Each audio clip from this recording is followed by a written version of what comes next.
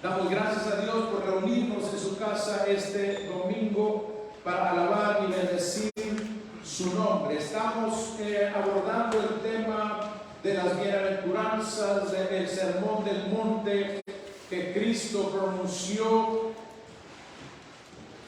en Galilea, en un monte que estaba a orillas del mar. Allí Cristo sentado se sentó a enseñar a sus discípulos y las multitudes les rodeaban también. El sermón del monte es el sermón más hermoso jamás predicado.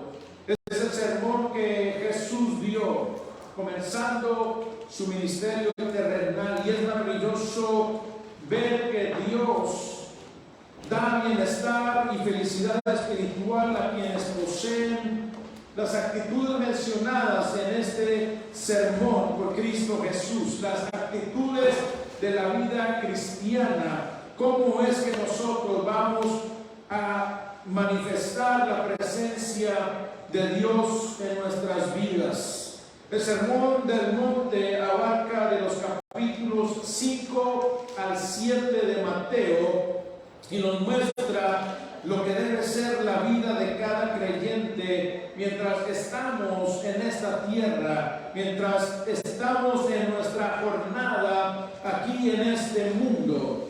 Cabe mencionar algo maravilloso que encontramos en la Biblia, y en el Antiguo Testamento vemos que el último versículo del Antiguo Testamento termina con una maldición. Y dice así en Malaquías 5:4: miren, les envío al profeta Elías antes de que llegue el gran y terrible día del Señor. Sus predicaciones harán volver el corazón de los padres hacia sus hijos y el corazón de los hijos hacia sus padres. Aquí está: de lo contrario, vendré y haré caer una maldición sobre la tierra. Así cerró el Antiguo Testamento. La ley de Dios, recordemos que nos llevaba a la condenación si no miramos por la fe que el único que puede y es santo y puede ayudarnos es Dios. La ley nos muestra nuestra incapacidad, nuestra impotencia de guardar la ley de Dios. Por lo tanto, la ley nos condena, y por eso termina el Antiguo Testamento con una condenación: vendré y haré caer una maldición sobre la tierra. Pero hizo presencia el Hijo de Dios aquí en la tierra, y cuando el Hijo de Dios abrió su boca en el Sermón del Monte, pronunció bendiciones a todo aquel que venga a ser parte de su reino a través de su sangre preciosa. ¿Cuántos alaban el nombre de nuestro Señor? El Sermón del Monte es totalmente contrario a la filosofía del mundo. Va en contra de la corriente, ya que el mundo está en las manos del enemigo. Estoy hablando de la forma de vivir de aquellos que no conocen a Cristo como su Salvador, aquellos que no han llegado a la salvación por medio de la sangre de Jesucristo. Y el enemigo influye a cada ser humano a confiar en su propia sangre, en su propia carne, a confiar en su intelecto, a confiar en filosofías y religiones que no dan la gloria a Dios, que Él únicamente, que Él solo, que Él exclusivamente merece. El estilo de vida del mundo está centrado en el yo, en exaltar el ego. Todo gira en torno al ser humano, en lugar del ser humano rendirse a Dios de acuerdo a las filosofías y religiones del mundo. Dios tiene que adaptarse a lo que nosotros querramos. Por eso hay tantas religiones, porque están inventando para satisfacer sus obras, para creer que así están obligando a Dios a darles la vida eterna. Recordemos que Lucifer decidió exaltarse a sí mismo, y esa es la misma estrategia estrategia que el enemigo usa con el ser humano. El enemigo siempre está tentando al ser humano a exaltarse a sí mismo, a tomar el lugar que solamente le pertenece a Dios. Por eso es que el sermón del monte va contrario a lo que el mundo enseña y razona. El mundo dice: tú lo puedes todo, eres lo máximo, no necesitas de nadie más para ser feliz. Pero Cristo dijo que debemos estar en bancarrota espiritual. No tenemos nada. El mundo dice que tenemos todo y lo podemos todo. Cristo dice: el que viene a mí tiene que venir reconociendo su pobreza espiritual. El mundo dice: ríe y goza, distráete y olvídate de tus problemas. Pero Jesús dijo: llora ahora por tu triste condición espiritual. Hay también una figurita, y muchos se la han tatuado también, que dice: smile now, cry later.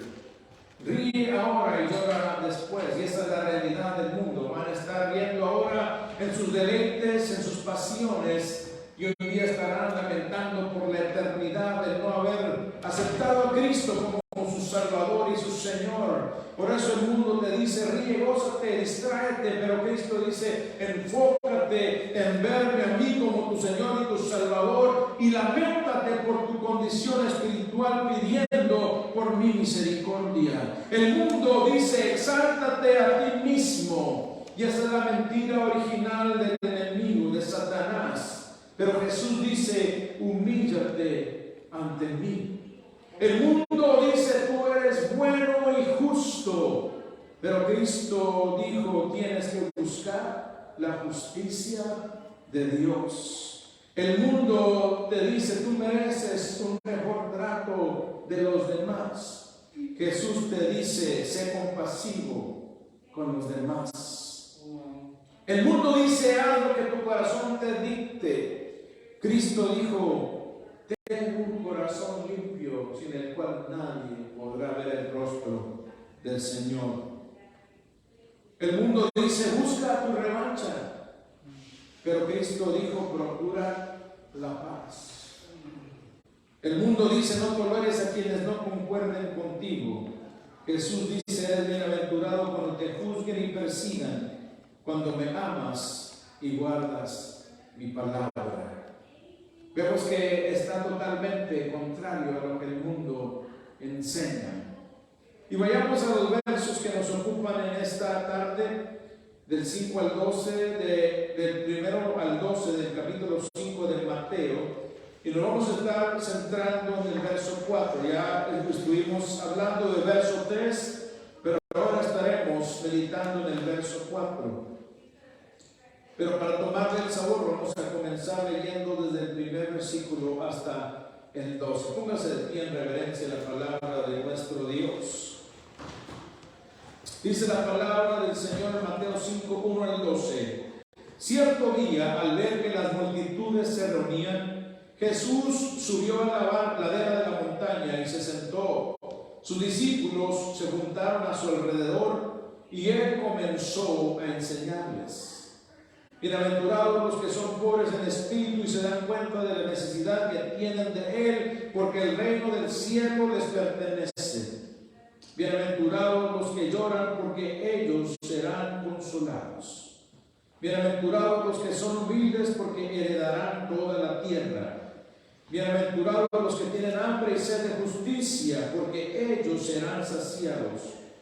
Bienaventurados los compasivos o los misericordiosos, porque ellos serán tratados con compasión o misericordia. Dios bendice a los que tienen corazón puro, porque ellos verán a Dios. Bienaventurados a los que procuran la paz, porque serán llamados hijos de Dios. Bienaventurados los que son perseguidos por hacer lo correcto, porque el reino del cielo les pertenece. Bienaventurados son ustedes cuando la gente les hace burla y los persigue y miente acerca de ustedes y dice toda clase de cosas cosas malas en su contra, porque son mis seguidores. Alégrense, estén contentos, porque les espera una gran recompensa en el cielo. Y recuerden que a los antiguos profetas los persiguieron de la misma manera. Te damos gracias, Señor, por tu palabra. Háblanos de una manera especial y poderosa. Espíritu Santo, sé tú tratando con nuestros corazones. Abre nuestros oídos espirituales y que esta palabra se quede grabada en nuestro corazón, para que esta palabra nos ayude a bendecirte y adorarte y testificar de ti de una mejor manera. Señor, danos lo que no tenemos, enséñanos lo que no sabemos y permítenos ser lo que no somos a través de lo que tú tienes para nosotros en esta tarde. Espíritu Santo, toma el control de cada mente y cada corazón, toma el control del ambiente y permite, Señor, que cada uno recibamos lo que necesitamos de ti. Todo esto lo pedimos en el nombre precioso de nuestro Señor y Salvador Jesucristo. Amén y amén. Tome su lugar. En el verso 4 nos dice Jesucristo: bienaventurados los que lloran, porque serán consolados. Este verso nos habla acerca del lamento. No un lamento cualquiera. No es un lamento por haber perdido lo material o por haber perdido la salud, o aún lamentarnos por haber perdido a un ser querido. El llorar o el lamento a que Jesús se refiere en este mensaje que nos da es lamentarnos por causa del pecado que mora en nosotros. Este verso va unido, es la consecuencia del verso 3. Y dice el verso 3: bienaventurados los que son pobres en espíritu y se dan cuenta de la necesidad que tienen de Él, porque el reino del cielo les pertenece. Y cuando nos damos cuenta que estamos en bancarrota espiritual, comenzamos a gemir, comenzamos a llorar, porque entendemos que en nosotros no hay nada bueno y no podemos nosotros alcanzar la vida eterna en nuestras propias fuerzas. Por eso es que nos lamentamos, y este es el lamento, el lloro al que Jesús se refiere. Hay mucha diferencia entre el llorar por remordimiento y el llorar por arrepentimiento. El remordimiento sí nos duele, pero al tiempo se olvida la ofensa que cometimos y aún hasta volvemos a caer en el mismo pecado, en la misma ofensa por los cuales sentimos remordimiento en un principio. Por eso es necesario el arrepentimiento. El remordimiento es solamente un dolor, una vergüenza quizá, pero al tiempo se nos olvida.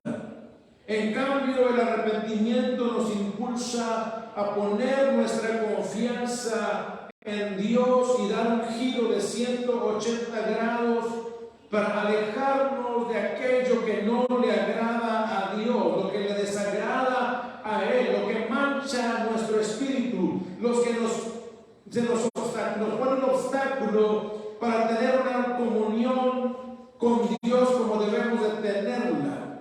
Por eso el arrepentimiento es un giro de 180 grados para seguir a Cristo, negándonos a nosotros mismos y para buscar hacer su voluntad por encima de la nuestra. Y ahí es donde encontramos el verdadero bienestar espiritual, la bienaventuranza, lo que Cristo estaba tratando de explicar. El ser bienaventurado no solamente es ser feliz, es estar completo en lo espiritual, es sentirse satisfecho, es sentirse saciado en nuestro espíritu por estar haciendo lo que Dios demanda de nosotros en su palabra. Y es donde encontramos ese verdadero bienestar espiritual para nuestras almas, donde encontramos la saciedad a nuestro espíritu y la plenitud de vida. La vida abundante que Dios prometió a todo aquel que venga a su Hijo y guarde su palabra. La bendición de Dios expresada por Cristo: bienaventurados los que lloran, no se encuentra esa bendición en el llorar o en el lamentarse. La bendición se encuentra en reconocer nuestra bancarrota espiritual y pedir a Dios que sea Él quien nos provea de su justicia a través de lo que hizo su Hijo en la cruz del Calvario. Cuando Dios nos ve lamentándonos por nuestra triste condición, por el pecado que aún mora en nuestros miembros, Él se compadece de aquellos que reconocen esa condición fuera de Él y piden por gracia, piden misericordia para poder obtener la salvación. Y el primer paso es reconocer nuestra pobreza, nuestra bancarrota espiritual. El segundo paso es lamentarnos por nuestra triste condición. Lamentarnos al reconocer que nosotros no podemos hacer nada para asegurar la vida eterna. ¿Es así o no es así, iglesia? El mundo te dice, tú eres el centro del universo, tú lo puedes todo. Tú no necesitas que nadie te perdone nada, no eres pecador, eres una persona buena. No le haces daño a nadie. Ese es esencialmente lo que el mundo dice. Y el mundo te dice, eres esencialmente bueno.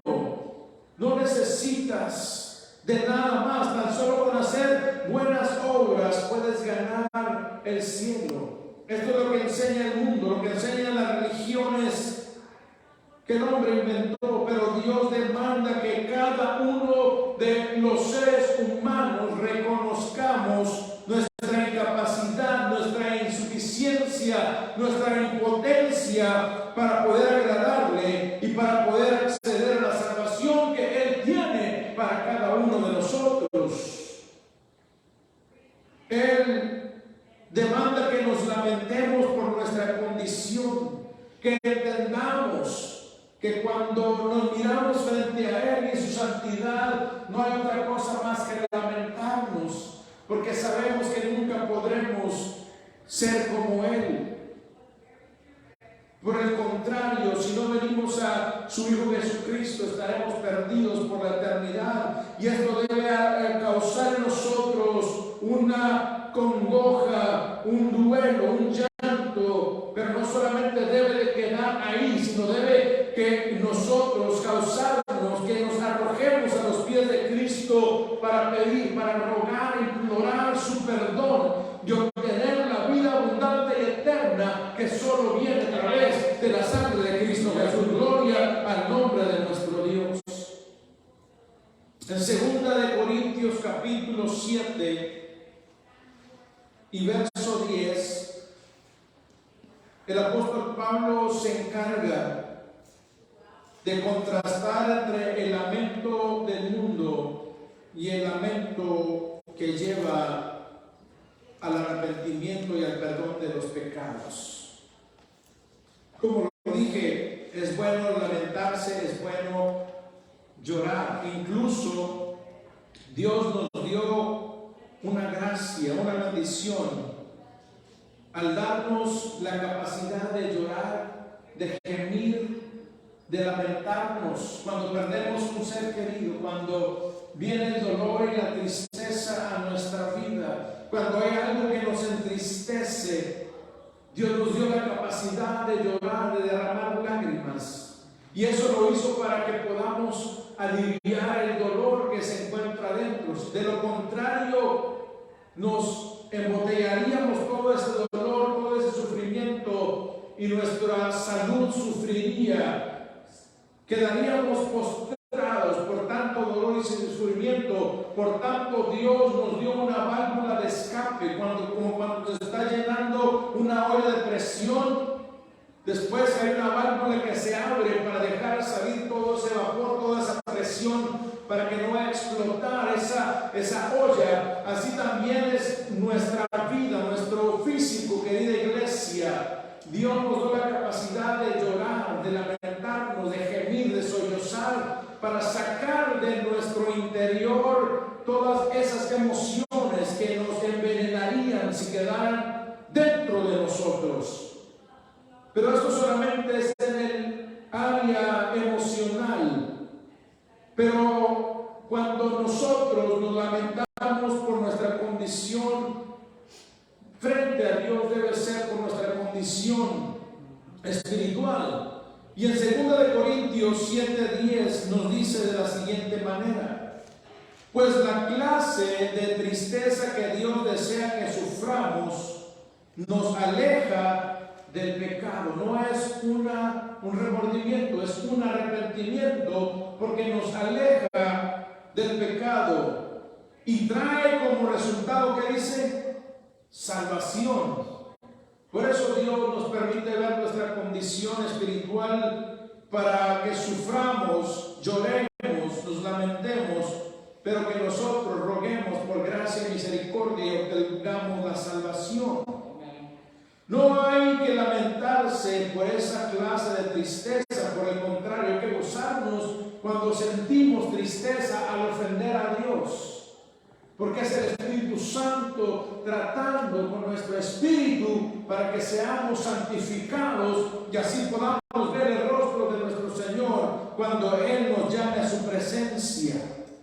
No hay que lamentarse por esa clase de tristeza, pero la tristeza del mundo, a la cual le falta arrepentimiento, ahí está, resulta en muerte espiritual, porque no van a alcanzar la vida eterna por estarse lamentando. Necesita reconocer que necesita al Salvador de nuestras almas. No es lamentarnos el que trae o lo que trae bendición a nuestras vidas. Lo que nos bendice es el resultado, porque Dios, cuando mira ese arrepentimiento de nuestros pecados, nos da de su gracia, nos da de su bendición, nos da su perdón, nos hace nuevas criaturas, nos hace sus hijos.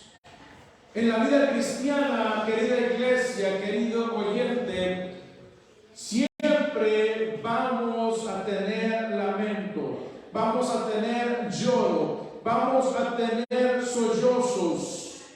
Esto es parte de la vida cristiana, el lamento diario al reconocer nuestra condición de estar aún en este cuerpo que aún tiene en sus miembros los vestigios del pecado, porque aún nuestros cuerpos no han sido redimidos como nos enseña la palabra del Señor.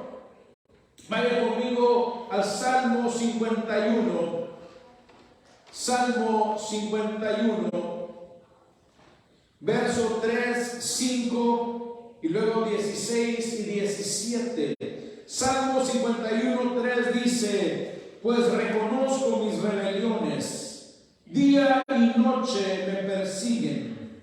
El 5 dice: pues soy pecador de nacimiento, así es, desde el momento que me concibió mi madre. Ahora 16 y 17. Tú no deseas sacrificios, del contrario te ofrecería uno. Tampoco quieres una ofrenda quemada. Aquí está. El sacrificio que sí deseas es un espíritu quebrantado. Tú no rechazarás un corazón arrepentido y quebrantado, oh Dios. Cuando venimos arrepentidos y quebrantados, llorando, Él no nos va a rechazar, por el contrario, nos va a abrazar en su gracia y en su misericordia. Salmo 32, vaya conmigo también allí, es algo hermoso. Salmo 32, vamos a estar leyendo una parte del Salmo 32. Y dice así: oh, qué alegría para aquellos a quienes se les perdona la desobediencia. En otras versiones diría: bienaventurados aquellos a quienes sus pecados les han sido perdonados. Qué alegría para aquellos a quienes se les perdona la desobediencia, a quienes se descubre su pecado. Sí, qué alegría para aquellos a quienes el Señor les borró la culpa de su cuenta, los que llevan una vida de total transparencia. Mientras me negué a confesar mi pecado, escúchelo bien, iglesia, mi cuerpo se consumió y gemía todo el día. Día y noche tu mano pesaba sobre mí. Mi fuerza se evaporó como agua al calor del verano. Finalmente te confesé todos mis pecados y ya no intenté ocultar mi culpa. Me dije, le confesaré mis rebeliones al Señor y tú me perdonaste. Toda mi culpa desapareció.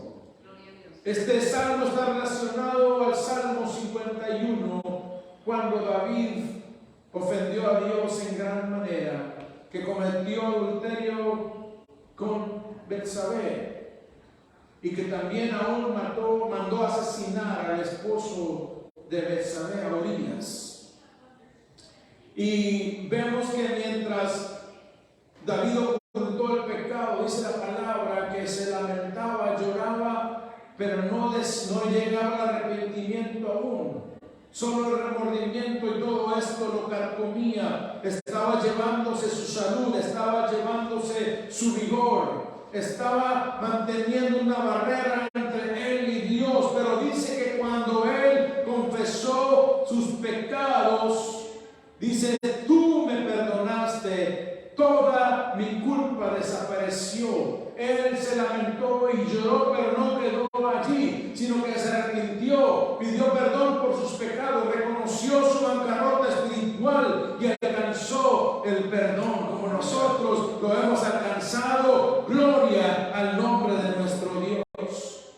Aún estando en el Señor diariamente pecamos, aún estando en el Señor, en nuestros cuerpos, dice el apóstol Pablo, aún en nuestros miembros habita el pecado.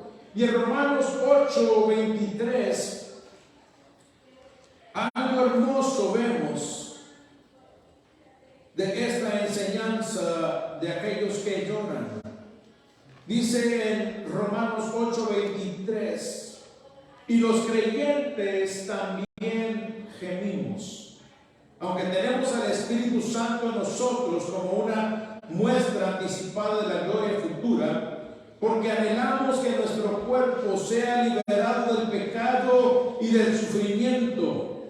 Nosotros también deseamos con una esperanza ferviente que llegue el día en que Dios nos dé todos nuestros derechos como sus hijos adoptivos, incluido el nuevo cuerpo que nos prometió.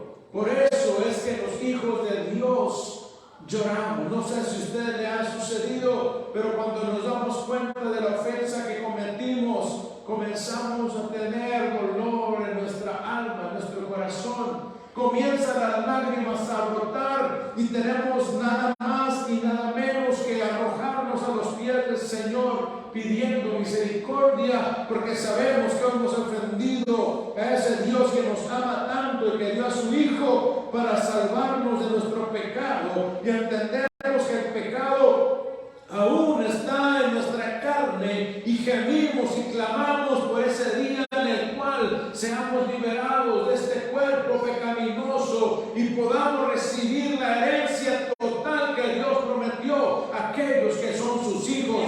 Gloria a su precioso nombre, aleluya. En Romanos 7:24 vemos este lamento del apóstol Pablo, y este lamento que debe estar en todo creyente, como lo dijo en Romanos 8:23. En Romanos 7:24, dice el apóstol Pablo, soy un pobre desgraciado. En otras versiones dice miserable de mí. Soy un pobre desgraciado. ¿Quién me librará de esta vida dominada por el pecado y la muerte? Ahí está el lamento. Bienaventurados los que lloran por su condición de bancarrota espiritual, por saber que aparte de Cristo, aparte de la sangre del Señor, aparte de la presencia del Espíritu Santo, no podemos hacer nada. Nos lamentamos porque queremos salir de este cuerpo que aún nos lastima en nuestro espíritu al ir tras el pecado en nuestros miembros. Gloria al nombre de nuestro Señor. Esto es algo que Dios Dios dejó a sus hijos para que continuamente pidamos el perdón, para que continuamente nos lavemos en la sangre de Cristo Jesús, nuestro Señor y nuestro Salvador. Entre más los hijos de Dios nos acercamos a Dios, más nos cercioramos, nos damos cuenta del pecado que aún habita en nuestros cuerpos. Entre más nos acercamos a Dios, más nos enteramos, más vemos su perfección, su santidad, y más vemos nuestra total imperfección, nuestra total falencia, nuestra impotencia para poder guardar sus mandamientos. Y el resultado de ver la grandeza, la pureza, la santidad de Dios y ver nuestra posición frente a Él es llorar, es lamentarnos, es decir, miserable de mí, como dijo Pablo. No podemos decir, ay, qué bueno soy, qué maravilloso soy, qué lindo soy, qué justo soy. No somos nada sin Cristo. Diariamente tenemos que estar conectados a la fuente de vida y salvación que es Cristo Jesús. Diariamente tenemos que venir en reconocimiento del pecado que aún habita en nosotros y pedir gracia y pedir misericordia. Cuando nosotros venimos con ese lloro, con ese lamento, con ese duelo, con ese gemir, con ese sollozo por nuestra condición, tenemos que implorar por el alivio y el perdón que únicamente Dios nos puede dar. No se va a encontrar en nada más. No hay distracción que pueda quitar el peso del pecado. No hay distracción que pueda quitar el peso de la condenación eterna sobre el ser humano. Es solamente la sangre de Cristo, es solamente la presencia del Espíritu Santo en la vida, y eso únicamente se logra al reconocer nuestra bancarrota espiritual, al gemir delante de Dios diciendo: yo no puedo hacer nada, pero tú eres poderoso para salvarme con esa sangre de tu Hijo Jesucristo. El implorar por la justicia de Dios tiene que ser el resultado del lloro y el lamento. Esa justicia que no proviene de nosotros mismos, porque en nosotros mismos no hay nada bueno, dice la palabra del Señor. Sino que tenemos que implorar por la justicia que proviene de Dios a través de la persona de su Hijo Jesucristo en su sacrificio en la cruz del Calvario. Vaya conmigo a Filipenses capítulo 3 y verso 9. Filipenses 3:9 nos dice algo hermoso el apóstol Pablo, un ejemplo a seguir por cada uno de nosotros. Filipenses 3:9 dice Pablo: y llegar a ser uno con Él, o sea, con Cristo. Ya no me apoyo en mi propia justicia por medio de obedecer la ley, más bien llego a ser justo por medio de la fe en Cristo. Pues la forma en que Dios nos hace justos delante de Él se basa en la fe. Ahí está. No podemos apoyarnos en nuestras propias obras o justicia. Tenemos que pedir la justicia de Cristo, que Él ofrece gratuitamente a cada uno de nosotros a través de su sacrificio. No podemos acercarnos a Dios creyendo que somos perfectos o que somos mejores que los demás, como el fariseo que estaba en el templo junto al colectador de impuestos. No podemos acercarnos a Dios basándonos en nuestras obras. Es necesario que nosotros, cada uno, tengamos la total comprensión y la certeza de que en nosotros no hay nada bueno fuera de Cristo. Necesitamos entender el grave problema, como lo dijo el salmista David, en que nacimos. En pecado, dice, fui concebido. Al momento de nuestra concepción, ahí ya vienen los vestigios del pecado en nuestra vida. Somos concebidos y dentro de nosotros ya viene el pecado heredado de Adán y Eva y de nuestros padres biológicos.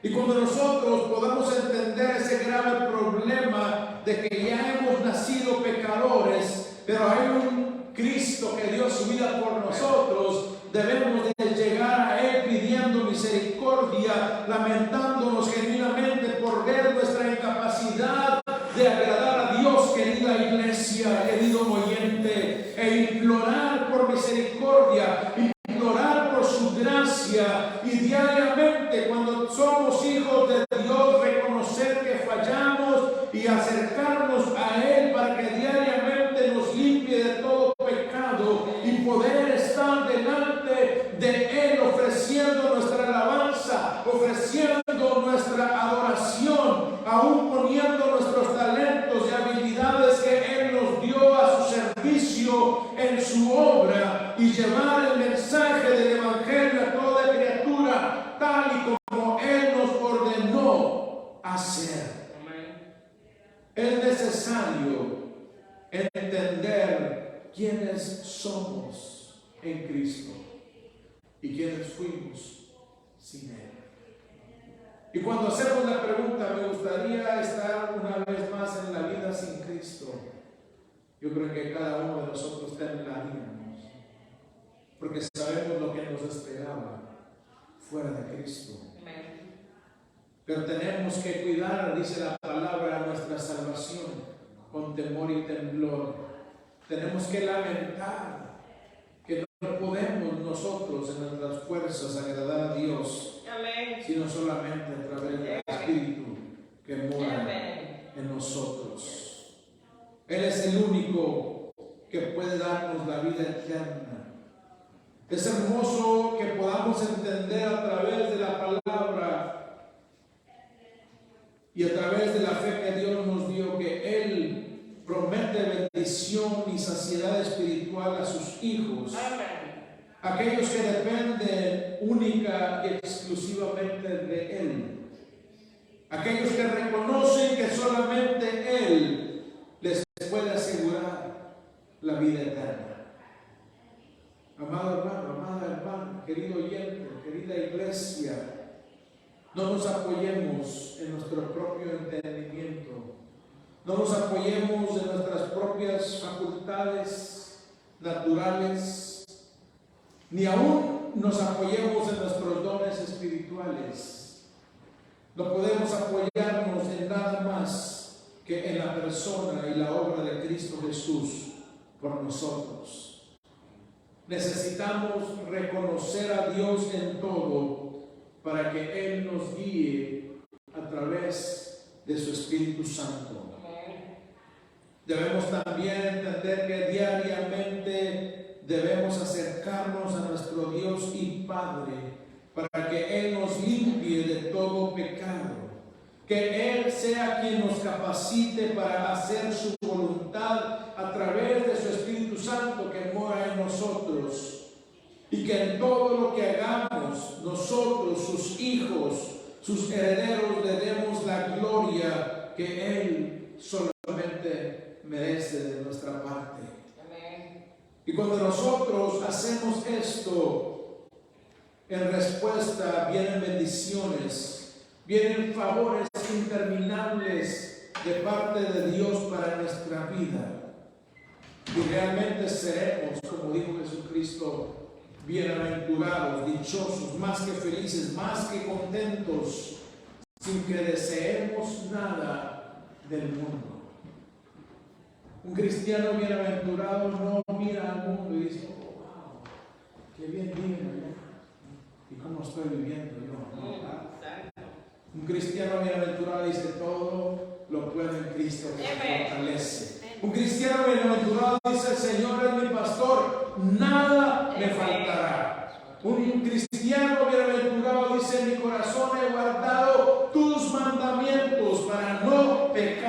contra ti. Un cristiano bienaventurado dice: lámpara es a mis pies tu palabra y es una luz para mi camino. Un cristiano bienaventurado dice: sean gratas las palabras de mi boca y la meditación de mi corazón delante de ti, oh Señor mío y roca mía y redentor mío. Ese es un cristiano bienaventurado. Vayamos a Isaías 57:5 y terminamos allí. Isaías 57:5 dice así, 15, perdón. Isaías 57:15 dice así: el alto y majestuoso que vive en la eternidad, el santo, dice: yo vivo en lugar alto y santo, con los de espíritu arrepentido y humilde. Restauro el espíritu destrozado del humilde y reavivo el valor de los que tienen un corazón arrepentido. Qué hermosa palabra de Dios. Él está en lo alto, en lo sublime, pero también habita con el quebrantado y el humilde de espíritu. Queremos tener la presencia de Dios en nosotros, queremos tener sus favores y sus bendiciones, queremos tener todo lo que Él promete. Seamos como nos dice Isaías 57:15. Tengamos un espíritu arrepentido, quebrantado, un espíritu humilde. Que seamos entendidos de nuestra posición frente a Dios. Y Él nos da de su gracia. Él reaviva el valor del corazón arrepentido. Él nos toma en sus manos de amor, en su gracia y su misericordia, y nos renueva, nos restaura. Cada día Él está renovando nuestras fuerzas. Cada día su misericordia se renueva, y Él lo hace con aquellos de quebrantado corazón y espíritu humilde. Tengamos humildad frente al Señor. Reconozcamos que fuera de Él no podemos hacer nada. Lamentémonos. El cristiano genuino, el cristiano bienaventurado se lamenta por su condición, pero también se lamenta por aquellos que están en el mundo sin Dios y sin esperanza, y gime por la salvación de aquellos que no conocen a Cristo, gime por aquellos que van rumbo a la perdición eterna, gime por aquellos que ahora no están en la iglesia, que estuvieron antes, pero que se han desviado, que se han alejado. Este es un corazón de acuerdo al corazón de Dios, y este que llora y se lamenta no solo por su condición, sino que piensa en aquellos que están en la muerte espiritual, aquellos que están en resfriados espirituales. Dios lo bendice, Dios lo hace más que dichoso, lo hace bienaventurado, le da de su gracia, sacia su alma, sacia su espíritu, le da de su vida abundante, y siempre, aunque esté en medio de luchas y de pruebas, aunque esté lamentándose por su condición, está el gozo de la salvación, está el gozo de saber que el Espíritu Santo es su guía, el Espíritu Santo es su consolador. Aleluya. Por eso Cristo, cuando habló por última vez con sus discípulos en el aposento alto, les dijo: les voy a enviar otro consolador, porque Él es el consolador que vino a consolar a aquellos que estaban lamentándose en su pecado y sabían que había algo mejor que la ley y que los sacrificios, y pusieron su confianza en Cristo Jesús, en la consolación de Israel, como lo vio Simeón cuando Jesús llegó al templo a los 8 días de nacido y dijo: ahora tu siervo se puede ir en paz, porque han visto mis ojos tu salvación. Llegó la consolación nació al espíritu de Simeón y fue salvo por su fe en Cristo Jesús. Pero cuando Cristo se fue de esta tierra, dice, envió a otro consolador, el cual dice estará con ustedes, el cual les guiará a toda la verdad, el cual les dará lo que tienen que hablar cuando alguien les demande razón de la fe que mora en ustedes. Ese consolador está con nosotros los hijos de Dios y es el que causa que tengamos ese lamento para ser renovados, para ser restaurados, para ser siempre levantados en el poder del Espíritu Santo y poder ser siervos y siervas que el Señor pueda usar para gloria de su nombre. Queremos que Dios siempre nos bendiga, queremos que sus promesas se cumplan, queremos estar un día frente a su presencia. Seamos humildes, lamentemos nuestra condición, pero vengamos a la fuente de vida, vengamos a la fuente del perdón. Bienaventurados los pobres en espíritu, cuando se dan cuenta de su condición espiritual. Bienaventurados los pobres en espíritu que lloran por su condición, porque ellos serán consolados. Y el que consuela es el Espíritu de Dios. Por eso bendecimos el nombre de nuestro Señor. Usémonos en su presencia, pero entendamos nuestra condición y pidamos gracia y misericordia. Imploremos por aquellos que no conocen de nuestro Dios.